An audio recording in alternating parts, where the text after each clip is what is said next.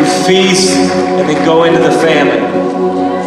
But if you're going to do that, if you're going to do what John 15 says, where Jesus tells us to abide in his love, this is our responsibility.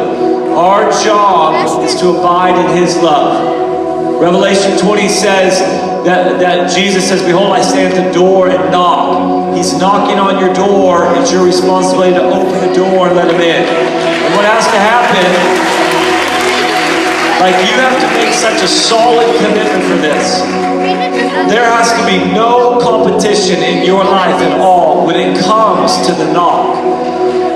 As a dad, when my kids were little, they're still little, but when they were littler, one of the best things about my day was when I would come home. Because when I came home, it didn't matter what my kids were into. Like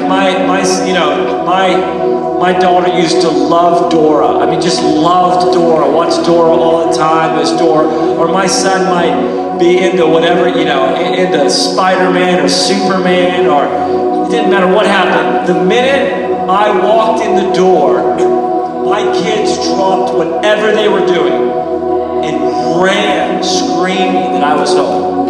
Like, I am confident. I knew in my home there is no competition. Dora, I will take that little Hispanic girl every day of the week. She's got nothing on me.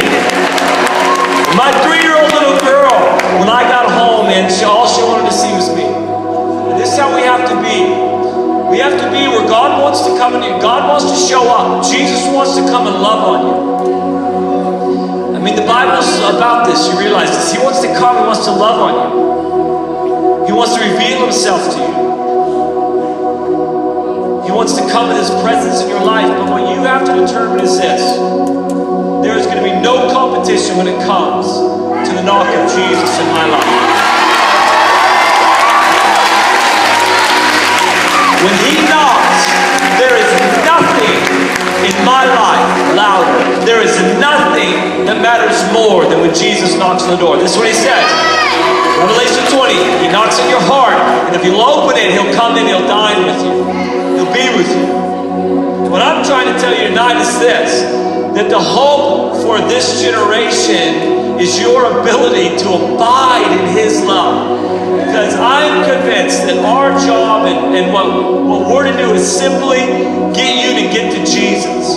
The reality is this, if you leave tonight talking about anything else but Jesus, we just haven't done our job.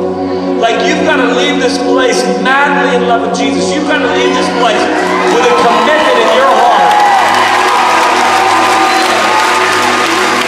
You've got to leave this place with something ignited in your heart that says, you know what I'm going to do for my city? I'm going to fall even deeper in love with Jesus. You know what I'm going to do for my city? I'm going to make sure that every day I'm abiding in the love of Jesus. Every day I'm with him. Every day I'm experiencing his love. God wants to send you into a world that's in famine. God wants to send you into a world that's groping for a light switch, that's stumbling in the dark, just wanting somebody to turn on a light. And we just, not out of obligation, just out of love, we take the basket off.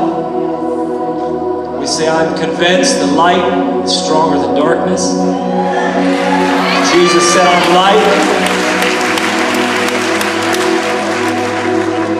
Loves us.